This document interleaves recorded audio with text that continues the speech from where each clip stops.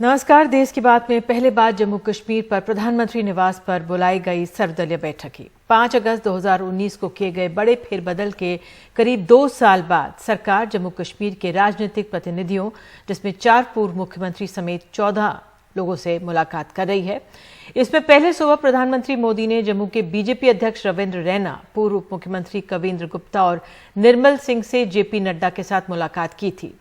तो माना जा रहा है कि जो अभी इस समय बैठक चल रही है, इसमें परिसीमन को लेकर बात हो रही हो ताकि राज्य में चुनाव की प्रक्रिया शुरू हो सके। 2018 से यहां राष्ट्रपति शासन लगा हुआ है, जब बीजेपी पीडीपी के साथ गठबंधन की सरकार से बाहर आ गई थी। 2019 में जम्मू कश्मीर राज्य को अलग कर 2 यूनियन टेरिटरीज में बांट दिया गया था और कहा गया था कि जब समय ठीक रहेगा तब राज्य बनाया जाएगा। बहरहाल 5 अगस्त के फैसले के बाद से जो विकास और निवेश की बात कही गई थी, वो कोरोना काल के कारण भी ना के बराबर रही है, बल्कि कठिन परिस्थितियों से राज्य को गुजरना पड़ा है। हालांकि आतंकवादी घटनाएं कम हो गई हैं बहुत, लेकिन सुरक्षा के नाम पर 5000 लोगों को हिरासत में लिया गया। 213 दिन तक इंटरनेट भी यहां पे बंद रहा था और सुरक्षा बलों की संख्या घटाई नहीं गई थी।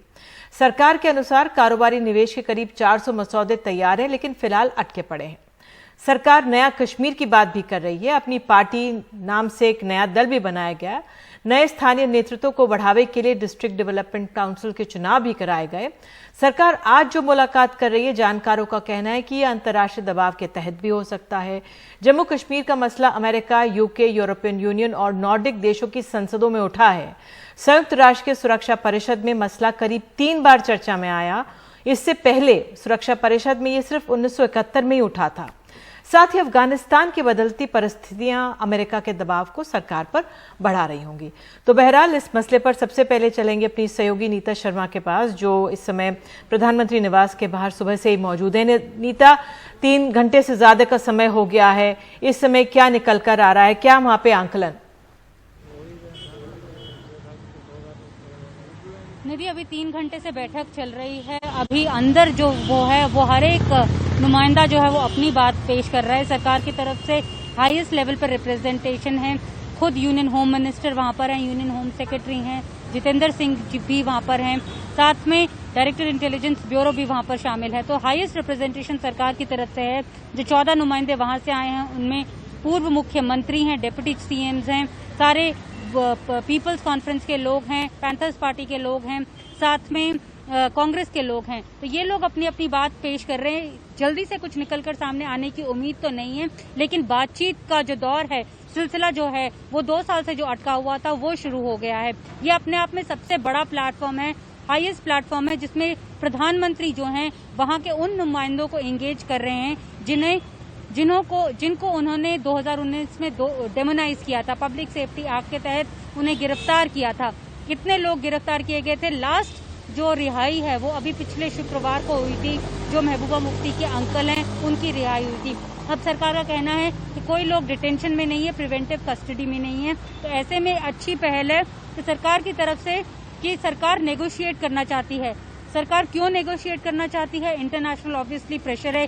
जियोपॉलिटिकल सिचुएशन जो है भारत के लिए बदल रही है। अफगानिस्तान में जो यूएस है वो पुल आउट कर रहा है। सिक्योरिटी एजेंसी जो हैं वो थोड़ी डरी हुई हैं, क्योंकि हॉस्टाइल नेबर्स, एक तरफ अगर पाकिस्तान हो और एक तरफ चाइना हो, तो भारत बीच में अटका हुआ है। ऐसे में भारत नहीं चाहता कि दोनों फ्रंट्स जो हैं, एलएसी और एलओसी जो हैं, वो वॉलेटाइल रहें। इसलिए जरूरत पड़ी कि बातचीत जो है वो शुरू की जाए। दूसरी बड़ी अहम बात यह है कि खुद प्रधानमंत्री जो हैं वो आने वाले महीनों में यूएस का दौरा करने वाले हैं। इंटरनेशनली बहुत क्रिटिसिज्म हुआ था भारत सरकार का। ह्यूमन राइट्स ऑर्गेनाइजेशंस ने क्रिटिसाइज किया था कि भारत ने यूनिलैटरली जो है वो जम्मू कश्मीर का जो एक पुराना एक फैसला था वो बदल दिया, स्टेटहुड ले लिया, स्पेशल स्टेटस ले लिया। ऐसे में क्रिटिसिज्म बहुत हो रहा था। तो जब प्रधानमंत्री वहां जाएंगे, उनसे पूछा जाएगा, तो ऐसे में अब वो ये बोल सकते हैं कि वहां के नुमाइंदों से, जम्मू कश्मीर के नुमाइंदों को वो इंगेज कर रहे हैं। इलेक्शंस की बात हो रही है, जो डेमोग्राफी है, जो डीलिमिटेशन का जो प्रोसेस चल रहा है, जो रीडिफाइनिंग ऑफ असेंबली कॉन्स्टिट्यूएंसीज हैं, उनकी बात चल रही है। जो कमीशन है, उस कमीशन में जो रिप्रेजेंटेटिव्स हैं पॉलिटिकल पार्टीज के, वो पार्टिसिपेट नहीं कर रहे हैं। तो अगर वो पार्टिसिपेट नहीं कर रहे तो उस कमीशन का कोई फायदा नहीं होगा, क्योंकि उसे चैलेंज किया जा सकता है। तो सरकार की आगे दिक्कतें काफी थी, जिसके चलते उसने ये रास्ता निकाला कि अब उन्हीं लोगों को वो एंगेज कर रही है जिन्हें वो गुपकार गैंग कभी कहा करती थी।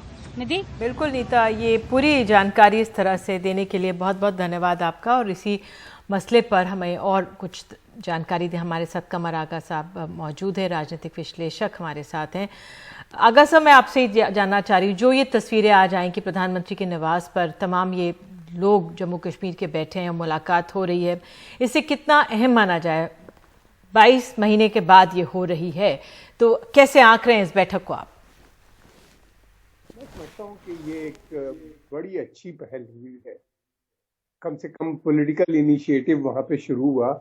अभी तक तो जितने भी डिसीजन लिए गए हैं वो सब एडमिनिस्ट्रेटिव थे।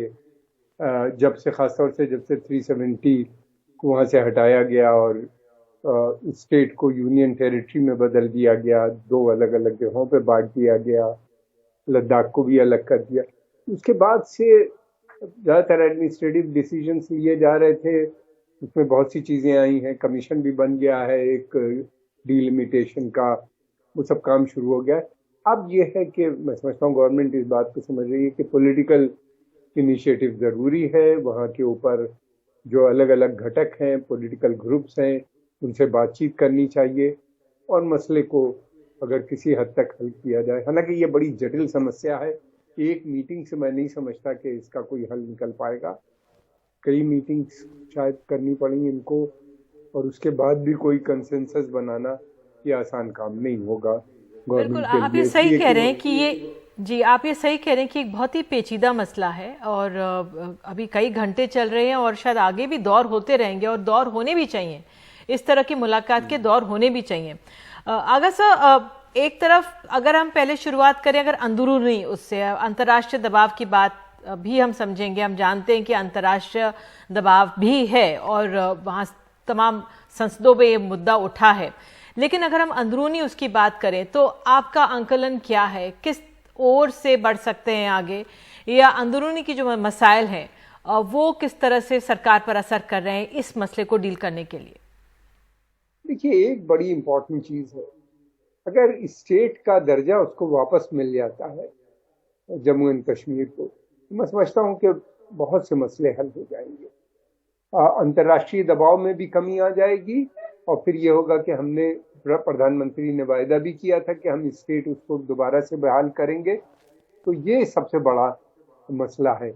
और मैं समझता हूँ कि ये जो बैठक हुई है, इस समय जो बातचीत हो रही है, ये उसी तरफ जाएगी, अल्टीमेटली लेके उसी डायरेक्शन में जाएगी। डिलिमिटेशन जो है कॉन्सिक्वेंसीज का, उसके लिए भी कमीशन बन चुका है, उसका भी काम चल रहा है।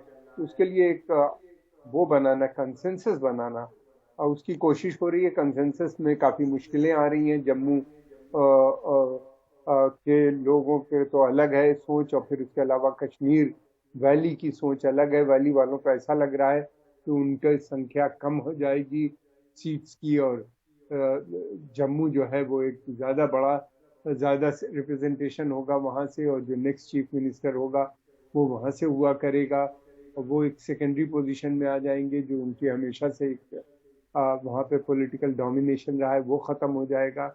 ये सारी चीज़ें हैं। तो मैं समझता हूँ कि ये सब बातचीत इस समय हो रही है, ये सारे मसले उठे होंगे, इनको किस तरह से एड्रेस किया जाए। भारत में डेमोक्रेसी है, बातचीत के मसले, और अलग अलग राज्य के तौर पर इनको मान्यता दी जाएगी कि एक किस तरह से आपका आंकलन है? क्योंकि ये भी एक बड़ा सवाल होगा कि लोगों को वो भी मान्य होगा कि नहीं। जी देखिए, 2 चीजें हैं, क्या जम्मू एंड को अलग स्टेट का दर्जा दिया जाए और कश्मीर को अलग, या दोनों को मिला के दिया जाए। मैं समझता हूँ कि जम्मू एंड कश्मीर जो स्टेट है ये हमेशा से मिल ही रही है, इसको अलग अलग करना मुश्किल होगा।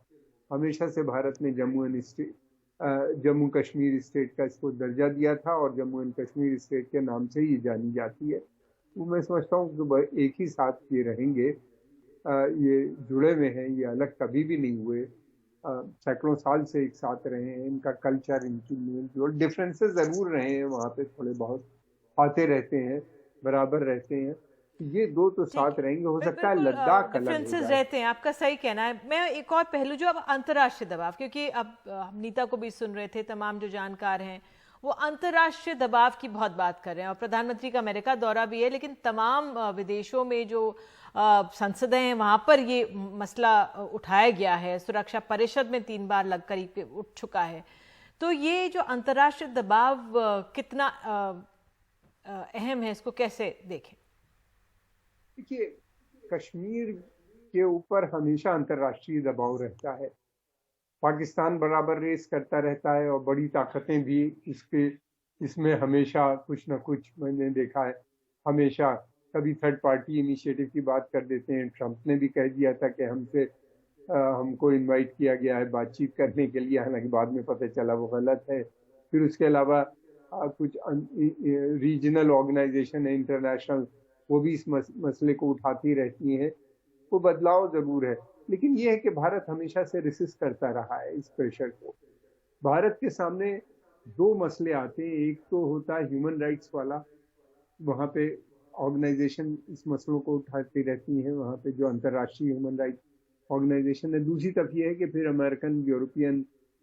यूरोपियन यूनियन भी इस मसले को उठा देती है क्योंकि सर बार उरी बार। और लेकिन बालाकोट के भारत बाद इसके जो लिए अंतर्राष्ट्रीय समर्थन मिला था, वो इस 5 अगस्त के फैसले के बाद शायद वो भी नहीं देखने को हमें मिल रहा था।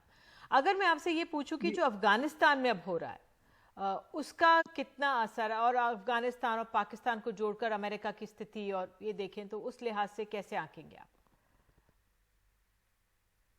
देखिए, ये एक बहुत बड़ा मसला है भारत के सामने, जो अफगानिस्तान में हो रहा है इस समय।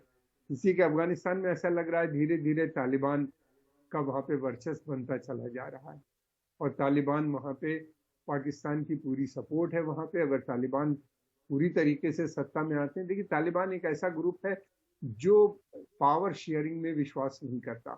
पावर शेयरिंग का संभव, ये सोचना कि वो शेयर कर लेंगे, वो नहीं। उनकी धीरे धीरे कोशिश यही होगी कि वो एक इस्लामिक स्टेट वहां पे गठन करें, जैसे पहले बनाई थी उन्हीं ने।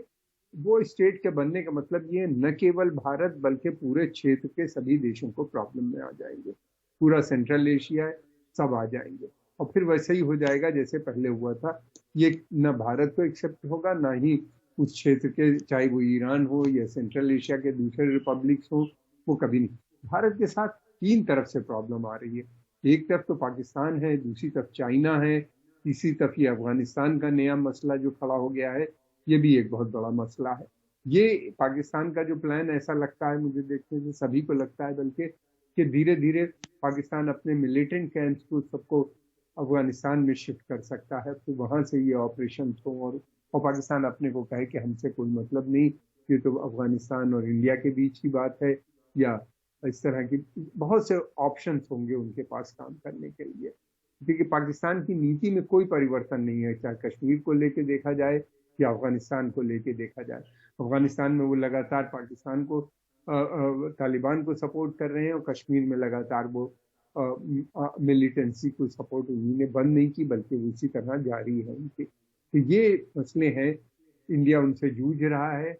हमारे पास बहुत से ऑप्शंस हैं, लेकिन पाकिस्तान, अभी तक ये भी सही बात है कि पाकिस्तान की जो मंशा थी कश्मीर में, उसको अभी तक कामयाबी नहीं मिली है, और ऐसा लगता है कि आने वाले समय में भी उसको कोई कामयाबी नहीं मिल पाएगी। उसकी पूरी कोशिश ये रहती है कि अराजकता वहाँ किसी सूरत से फैला दो। उसके लिए न तो कश्मीरी तैयार होगा, न ही जम्मू के लोग तैयार होंगे, और न ही भारत सरकार ऐसा होने देगी। तो लेकिन ये है कि वो कोशिश करता रहता है, उसको सपोर्ट भी है चाइना की हासिल हो गई है, जिसकी वजह से काफी इम्बोल्डेंड भी है वो वहाँ पे। अब ये देखना है कि इस मीटिंग के बाद क्या कश्मीर के अंदर कैसा माहौल बनता है, आम जनता किस तरीके से बिल्कुल आपने सही कहा कि सबसे अब अहम रहेगा कि सरकार इस मामले में, कश्मीर, जम्मू कश्मीर के मामले में किस तरह से आगे बढ़ती है, और किस तरह से एक तरह से जो यूनियन टेरिटरी बनाकर एक तरह से अपमान सा होता है, एक राज्य का दर्जा जब कम कर दिया जाता है, तो क्या वो बहाली होगी, अगर होगी तो कब होगी, वो देखना अहम रहेगा। तो उससे एक मरहम लगेगा, जो घाव है उस पर मरहम लग जाएगा। बहुत बहुत शुक्रिया सर जुड़ने के लिए, आप जुड़े, बहुत बहुत शुक्रिया। तो देश की बात में हम राजनीति से जुड़ी हुई खबरों का ही जिक्र कर रहे हैं। तो राहुल गांधी मानहानि के एक मामले में आज सूरत की अदालत में पेश हुए थे। सूरत के बीजेपी विधायक पूर्णेश मोदी ने उन पर केस किया था। ये मोदी सरनेम को लेकर मामला था। तो मामला 2019 की चुनावी रैली में कथित टिप्पणी का है, जिसमें राहुल गांधी ने कहा था कि सभी चोरों के उपनाम मोदी क्यों होते हैं। और सूरत पश्चिम के विधायक पूर्णेश मोदी ने इसे मोदी समुदाय का अपमान बताते हुए मामला दर्ज करवाया था। राहुल गांधी ने यह बयान 13 अप्रैल 2019 को कर्नाटक के कोलार में एक लोकसभा चुनावी रैली के दौरान दिया था।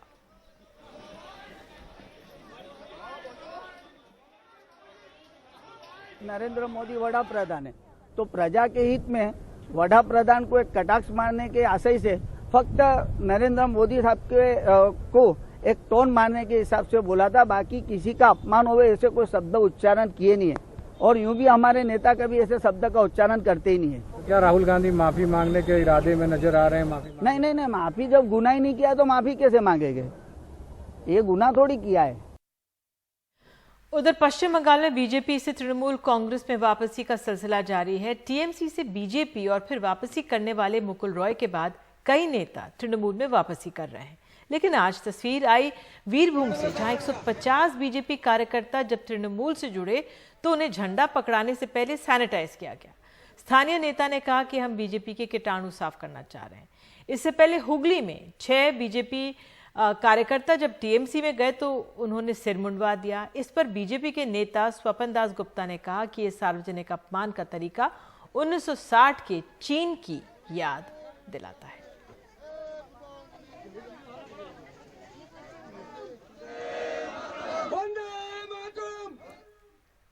और अब राजनीतिक जगत से आगे बढ़ते हैं, बात अपने समाज की करते हैं। और देश की बात में अब खबर एक बहुत शर्मसार करती है।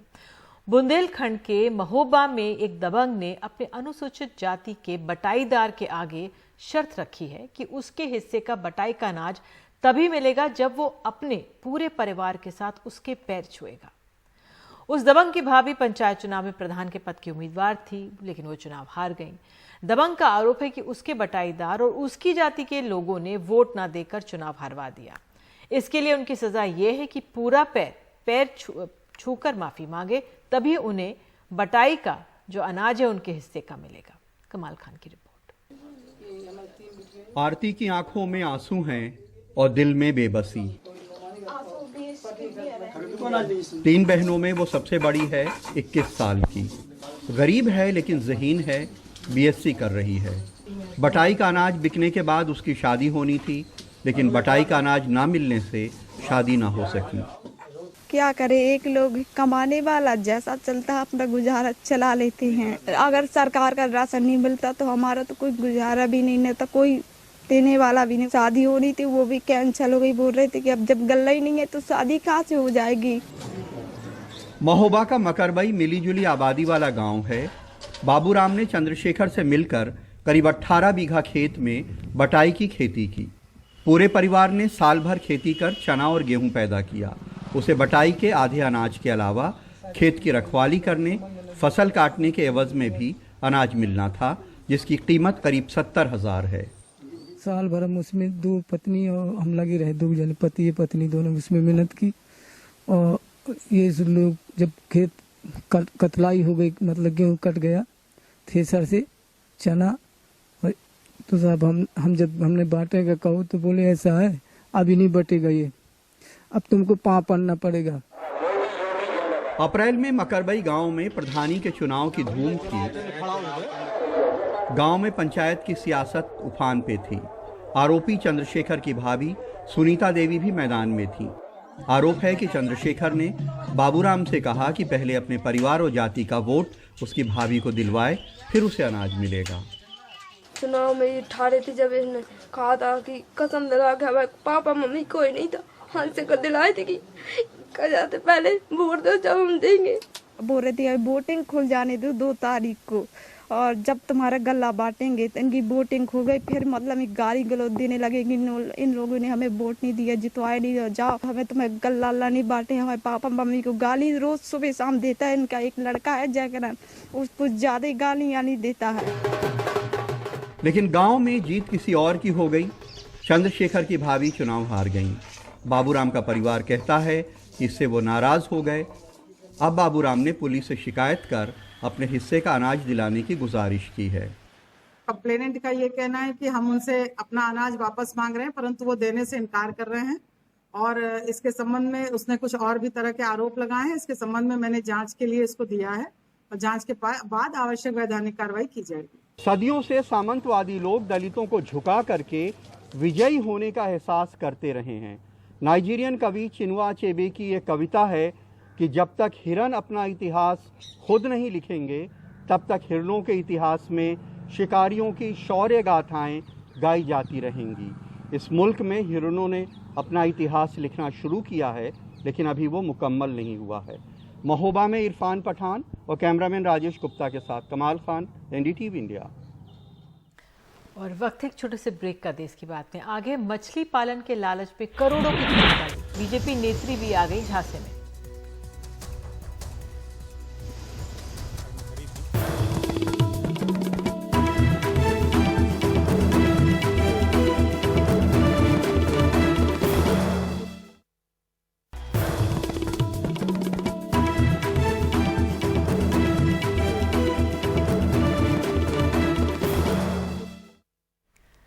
मध्य प्रदेश में मछली पालन से दुगुनी कमाई का लालच देकर कई किसानों से कथित तौर पर करोड़ों की ठगी कर ली गई है। बाकायदा कॉन्ट्रैक्ट किया गया, कागजात बने, लेकिन शमशाबाद से बीजेपी के विधायक भी इस जाल में फंस गई। बावजूद उसके पुलिस ने अब तक कोई सख्त कार्रवाई नहीं की है।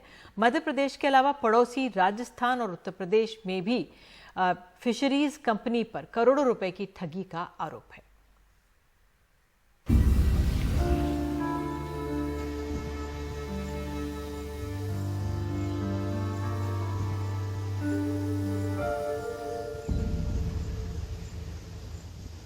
इन तालाबों से लाखों की कमाई का वायदा था, लेकिन शांतनु शिलेंद्र जैसे कई किसानों के अलावा शमशाबाद से बीजेपी विधायक राजश्री रुद्र प्रताप सिंह के लाखों रुपए पानी में बह गए। अकेले विदिशा में लगभग 100 से ज्यादा लोग मछली पालन में लाखों रुपए लगा चुके हैं। किसानों से कहा गया था वो अपनी जमीन में मछली पालन के बड़े कारोबार का प्रोजेक्ट लगाकर आय दोगुनी कर सकते हैं। इसके लिए फिश कंपनी ने कॉन्ट्रैक्ट बेस्ड फार्मिंग के नाम पर प्रति एकड़ पर 5 से 10 लाख रुपए का निवेश करवाया। कहा 1 साल में रकम दोगुनी हो जाएगी। किसानों को ये 20 महीने में दुगनी राशि लगभग मिलेगा। कॉन्ट्रैक्ट फार्मिंग का स्कीम बताई थी उन्होंने, उनसे कॉन्ट्रैक्ट भी किया था किसानों से और उन्होंने कहा था कि हम आपको 60,000 रुपये, 5.5 लाख रुपए जमा करने पे 60,000 रुपये महीना देंगे, तालाब बनवा के देंगे आपको, इसमें मछली का बीज डाल के देंगे, स्पेशलिस्ट यहाँ पे आके निगरानी करेंगे, देखभाल करेंगे। पर जो उन्होंने हमसे कॉन्ट्रैक्ट किया था उसका उन्होंने बिल्कुल भी पालन नहीं किया। जी बिल्कुल यही बताया गया था कि अगर आप 5,50,000 रुपये का निवेश करेंगे तो आपको 11 से 12 लाख रुपए मिलेंगे 15 महीने के अंतराल में। और हम इसके बाद न्यायालय की शरण लेंगे, क्योंकि हमें लगता है कि पूरे सिर्फ मध्य प्रदेश, विदिशा जिले नहीं, पूरे मध्य प्रदेश और पूरे देश में, भारत देश में कई जिले हैं, कई प्रदेश हैं जहाँ पे इस टाइप के प्रताड़ित किसान हैं और ये हजारों की संख्या में है। दुगना करके 10 लाख कर देंगे। ठगी की शिकार बीजेपी विधायक भी हुई, उनके परिजनों ने भी स्कीम में लाखों रुपए लगा दिए। इन्होंने 11 लाख रुपए, एक तो 11 लाख रुपए की स्कीम थी और एक 5.5 लाख की स्कीम थी, उसके थ्रू इन्होंने पैसे लगवाए।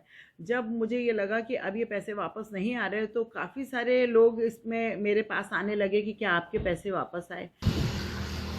70% लोग काफ़ी गरीब किसान जिनके खेत होंगे, उन्होंने तालाब के माध्यम से, फिश फॉर्चून के माध्यम से शायद एक बिजनेस करना चाहा, कुछ अपने परिवार की स्थिति को सुधारना चाहा, ऐसे लोग उसमें शामिल थे जिन्होंने अपनी पत्नी के गहने बेच के, अपनी ज़मीन रहन रख के और फिश फॉर्चून में पैसा लगाया। हम लोग चेक बाउंस का रिपोर्ट कर रहे हैं, FIR कर रहे हैं। कोहे फिजा में वो लोग जब अपने चेक बाउंस की रिपोर्ट लेके पहुंचे और उन्होंने बताया तो FIR नहीं की गई। जब हम CM के पास जाएंगे तो हम वहां से हरियाणा CM को भी इस बात की तो खबर करें। पुलिस के पास स्कीम के ब्रोशर, बैंकों के फर्जी FDR, चेक और अहम दस्तावेज पहुंचे हैं, जिसमें बताया गया है कि आधा और 1 एकड़ जमीन पर तालाब बनाने वाले हैं। इसमें 5,50,000 के निवेश पर 19 महीने तक 60,000 रुपये देने का वादा था। दूसरे में 1 एकड़ जमीन पर 11,05,000 के निवेश पर 18 महीने तक प्रतिमाह 1,25,000 रुपये देने का वायदा किया गया था। कंपनी ने किसानों को विश्वास दिलाया कि जमा राशि का एफडीआर बना कर देंगे, साथ में पीडीसी चेक देंगे। कंपनी के समय पर भुगतान नहीं करने पर एफडीआर से राशि निकाली जा सकेगी, लेकिन पुलिस ने 2 दिनों में पार्टनर्स का झगड़ा बताकर कंपनियों को क्लीन चिट दे दी। कुछ किसानों ने हमें बताया कि पिछले साल मछली पालन के नाम पर राशि दोगुनी करने के प्रलोभन की शिकायत मत्स्योद्योग विभाग को दी गई थी। पुलिस ने इस मामले पर फिलहाल कुछ भी कहने से इनकार कर दिया है, जिसको देखकर ऐसा लगता है कि कॉन्ट्रैक्ट फार्मिंग को लेकर किसानों की जो आशंकाएं हैं, कम से कम इस रवैये से वो कम तो नहीं होने वाली। शमशाबाद से नावेद और भोपाल से कैमरा पर्सन रिजवान खान के साथ अनुराग द्वारी, एनडीटीवी इंडिया। ऑर्डिनेंस फैक्ट्री के निगमीकरण के खिलाफ कर्मचारी सड़क पर हैं। अब फैक्ट्री बोर्ड के तीनों फेडरेशंस ने रक्षा मंत्रालय को खत लिखकर कहा है कि अगर सरकार इस फैसले को नहीं बदलती है तो कर्मचारी 19 जुलाई से बेमियादी हड़ताल पर चले जाएंगे। महाराष्ट्र से लेकर बंगाल तक और यूपी से उड़ीसा तक ऑर्डिनेंस फैक्ट्रियों में हर सुबह ऐसे ही प्रदर्शन चल रहे हैं। कर्मचारी ऑर्डिनेंस फैक्ट्री बोर्ड के निगमीकरण के खिलाफ हैं। उनमें तरह तरह के अंदेशे हैं और उतनी ही नाराजगी भी। सभी ऑर्डिनेंस फैक्ट्रीज में सुबह नारा दे रहा है, कारपोरेशन के खिलाफ में लड़ना शुरू हो गया। कानूनों का समय 144 सेक्शन भी है, फिर भी लड़ना जरूरी है, जीना जरूरी है, नौकरी बचने के लिए करना भी जरूरी है, इसलिए तो हम कर रहे हैं। देश में 41 ऑर्डिनेंस फैक्ट्रियां हैं।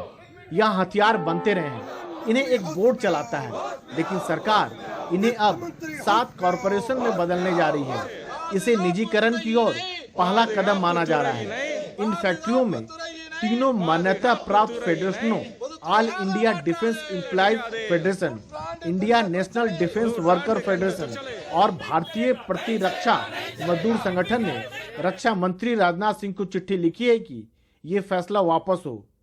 19 जुलाई से अनिश्चितकालीन हड़ताल पर भी जाने की बात है। हमने तय किया सामूहिक रूप से कि हम 19 जुलाई से हम हड़ताल पे जाने वाले हैं। एक बड़ी चुनौती है, लोगों के मन में ये विश्वास भी बनाए रखना होगा कि सरकार के सामने हमारे कार्यकर्ता खड़े रहेंगे, उनके किसी भी दबाव में हम झुकने वाले नहीं हैं। 16 जून को कैबिनेट ने इन फैक्ट्रियों को कॉर्पोरेट बनाने का फैसला किया। अब ये सवाल उठ रहा है कि यहाँ काम कर रहे करीब 74,000 कर्मचारियों का क्या होगा। यही नहीं, देश की रक्षा तैयारियों का क्या होगा।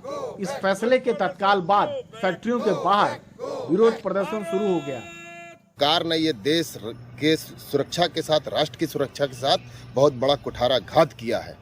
सरकार जो आयुध निर्माणियाँ, आज 65 का युद्ध हो, 71 का युद्ध हो, करगिल का युद्ध हो, चाहे हमारे आतंकवादियों से हमारे जवान रोज 2-4 होते हैं, हम उनको साजो सामान बना कर देते हैं, जूते से लेकर टैंक तक का उत्पादन हम करते हैं। लेकिन सरकार छीनना चाहती है इस काम को। सरकार विदेशी पूंजीपतियों को देना चाहती है। सरकार हमारे आंदोलन को कमजोर करने की कोशिश कर रही है, लेकिन हम बताना चाहते हैं, हम न डरे हैं, न डरेंगे, न झुके हैं, न झुकेंगे। सरकार की दलील है कि निगमीकरण से सामान की क्वालिटी और समय पर सेना को आपूर्ति सुनिश्चित की जा सकेगी। लेकिन इन कर्मचारियों का मानना है कि ये न तो देश हित में है और न ही कर्मचारियों के हित में। सरकार इन कारखानों का आधुनिकीकरण करे तो बात बने। निगमीकरण कर्मचारियों को असुरक्षित बनाएगा और कामकाज के माहौल पर भी असर डालेगा। नई दिल्ली से राजीव रंजन, एनडीटीवी इंडिया।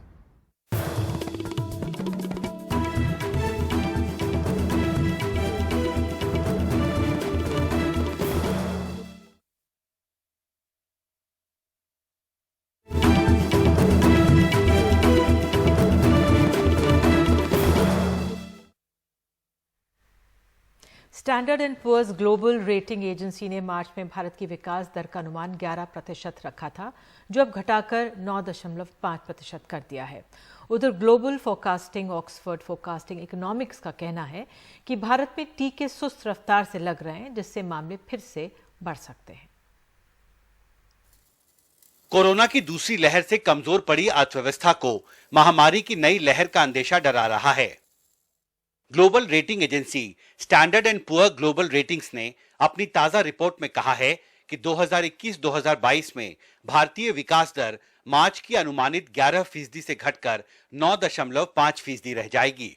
अप्रैल मई में लॉकडाउन की वजह से आर्थिक गतिविधियां प्रभावित हुई हैं और कोरोना की नई लहर की आशंका से अर्थव्यवस्था पर खतरा फिर बढ़ सकता है। आप वेव को रोकते हैं तो लॉकडाउन लगाना पड़ेगा और लॉकडाउन लगाते हैं तो आपकी अर्थव्यवस्था पे असर पड़ता है। तो सरकार को कहीं ना कहीं ये ध्यान करना पड़ेगा कि लॉकडाउन को प्रायोरिटी दे, ताकि लॉकडाउन लगने से वेव नहीं आए। वेव नहीं आए तो अर्थव्यवस्था चालू रहेगी। ये जरूर है कि लॉकडाउन में अर्थव्यवस्था के ऊपर संकट आता है, लेकिन लॉकडाउन वेव आने के बाद जो लॉकडाउन लगता है वो सख्त लगता है और बहुत लंबे पीरियड के लिए चलता है, उसका असर ज्यादा होता है। उधर global economic forecasting agency Oxford economics ने लॉकडाउन में मिल रही छूट को लेकर अंदेशा जताया है। भारतीय अर्थव्यवस्था पर उसकी ताजा रिपोर्ट में कहा गया है कि आर्थिक दृष्टिकोण से महत्वपूर्ण ज्यादा आबादी वाले राज्यों में टीकाकरण रेट अभी भी कम है। ये रीओपनिंग स्ट्रैटेजी विवेकपूर्ण नहीं है, क्योंकि इससे कोरोना इन्फेक्शन के मामलों में फिर बढ़ोतरी हो सकती है। इसे देखते हुए हमने 2021 के लिए विकास दर का अनुमान 9.1% पर बरकरार रखा है। Standard and poor global rating और ऑक्सफोर्ड इकोनॉमिक्स की रिपोर्ट ऐसे वक्त पर सामने आई है जब भारत सरकार दूसरी कोरोना लहर के दौरान कमजोर पड़ी अर्थव्यवस्था को फिर से उबारने की जद्दोजहद में जुटी है। जाहिर है आने वाले दिनों में भारत सरकार के सामने बड़ी चुनौती अर्थव्यवस्था को दोबारा पटरी पर लाने के साथ साथ नए कोरोना लहर के अंदेशे से निपटने के लिए रणनीति भी बनाने की होगी। दिल्ली से हिमांशु शेखर, एनडीटीवी इंडिया। उधर ट्विटर को राहत मिली है। कर्नाटक हाईकोर्ट ने निर्देश दिया है कि ट्विटर इंडिया के प्रमुख की गिरफ्तारी नहीं हो। ये भी कहा है कि आप सख्ती नहीं बरतें। कोर्ट ने कहा कि आप वीडियो कॉन्फ्रेंस से पूछताछ कर सकते हैं। मामला एक वीडियो को लेकर है। मुस्लिम बुजुर्ग की पिटाई का जो वीडियो वायरल हो गया था, उसमें गाजियाबाद पुलिस ने नोटिस देकर ट्विटर इंडिया हेड को आज लोनी थाने बुलाया था, जिसके खिलाफ ट्विटर इंडिया के हेड मनीष महेश्वरी ने कर्नाटक हाईकोर्ट का दरवाजा खटखटाया।